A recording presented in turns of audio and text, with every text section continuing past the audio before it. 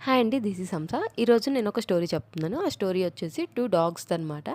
So, ఒక room ఉంటుంది. ఆ రూమ్‌లోకి 2 డాగ్స్ వెళ్తాయి. డిఫరెంట్ టైమింగ్స్‌లో ఎళ్తాయనమాట. ఫస్ట్ ఒక డాగ్ ఎళ్తది. హ్యాపీగా తోకాడించుకుంటూ వస్తది. అదే రూమ్‌లోకి ఇంకో డాగ్ ఎళ్తది. అదేమో కోపంగా వస్తదనమాట.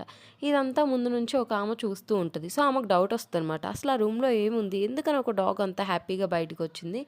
ఇంకో డాగ్ అంత కోపంగా వచ్చింది అని చెప్పేసి ఆ రూమ్‌లో ఏముందని చూద్దామని ఎళ్తది. వెళ్ళేసరికి ఆ రూమ్ ఫుల్ ఆఫ్ మిర్రర్స్ ఉంటాయన్నమాట. సో, ఈ హ్యాపీ డాగ్‌కి ఏంటంటే ఇంకో 100 హ్యాపీ డాగ్స్ కనిపించాయి. అందుకని తను హ్యాపీగా బయటకొచ్చింది. ఈ యాంగ్రీ డాగ్‌కేమో ఇంకో 100 యాంగ్రీ డాగ్స్ కనిపియడం వల్ల అదేమో యాంగ్రీగా బయటికొచ్చిందనమాట. సో, ఈ స్టోరీ సమ్మరీ ఏంటి అంటే what you see in the world around you is a reflection of who you are. కొన్ని సార్లు ప్రతిసారి యాప్ట్ అవుతది అని నేను చెప్పను గానీ, కొన్ని సార్లు మనం నెగెటివ్‌గా చూడడం మానేయాలి. సో, మనం ఈ వరల్డ్‌లో మనకేదైతే కనిపిస్తుందో అది it's a part of our reflection కూడా అనమాట. సో, పాజిటివ్‌గా ఉండడానికి ట్రై చేయండి. Bye bye.